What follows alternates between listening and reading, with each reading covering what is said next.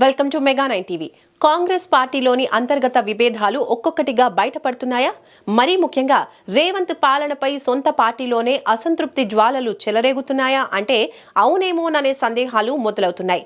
పార్టీలోని కీలక నేతలు చేస్తున్న కామెంట్స్ చూస్తే ఈ విషయం క్లియర్ గా అర్థమవుతోంది. మొదట లోలోపల ఉండే ఇంటర్నల్ సమస్యలు ఇప్పుడు ఒక్కొక్కటిగా బహిర్గతమవుతున్నాయి.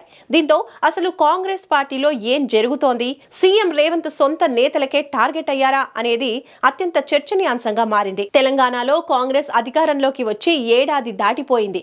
ఈ ఏడాదిలో ఎన్నో మార్పులకు తెరతీశారు సీఎం రేవంత్ రెడ్డి.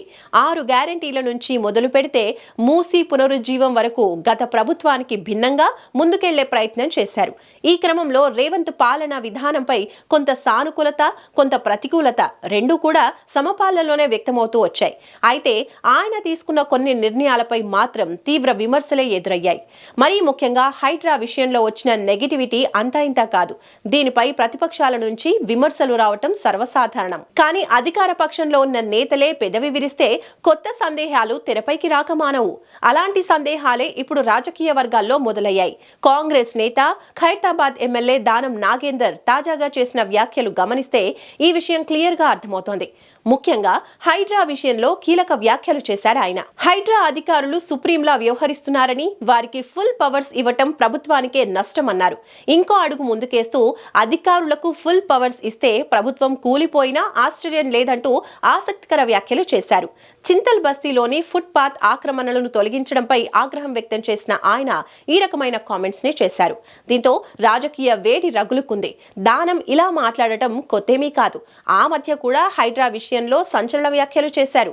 దీంతో దానం కాంగ్రెస్ ని వీడుతారనే గుసగుసలు తెరపైకి వచ్చాయి.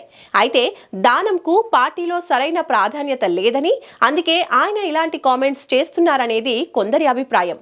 దానం సంగతి అటుంచితే ఇతర మంత్రులు, కాంగ్రెస్ నేతలు కూడా సీఎం రేవంత్ పాలనపై అసంతృప్తిగా ఉన్నారంటూ పొలిటికల్ సర్కిల్స్ లో చర్చ జరుగుతోంది. సీఎం రేవంత్ తీసుకునే నిర్ణయాలు ఏకపక్షంగానే ఉంటాయనేది ప్రధానంగా వినిపిస్తున్న మాట.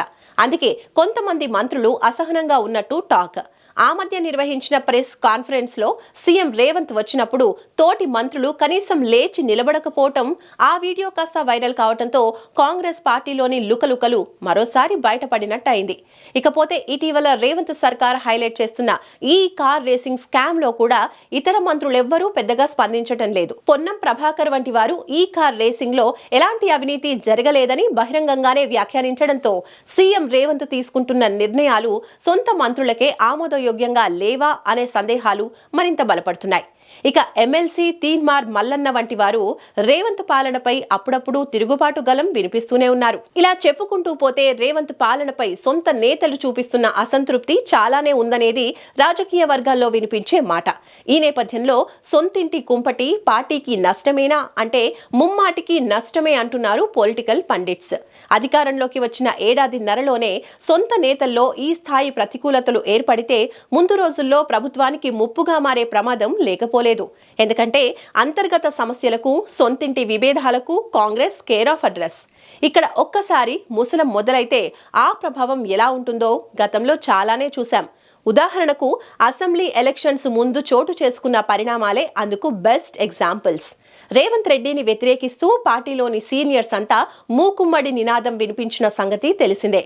ఆ టైంలో తెలంగాణ పాలిటిక్స్ ఢిల్లీని కూడా తాకాయి. అయితే అధికారంలోకి వచ్చిన తర్వాత అలాంటి విభేదాలు కొంతవరకు తగ్గాయి. కానీ రోజులు గడిచే కొద్దీ పాత సమస్యలు కొత్తగా బయటకు వచ్చినట్టు నేతలు ఒక్కొక్కరుగా రేవంత్ పాలనపై పెదవి విరవడం నిజంగా ఆలోచించాల్సిన అంశమే. మరి ఈ పరిణామాలు ఎటు దారి తీస్తాయనేది వేచి చూడాలి.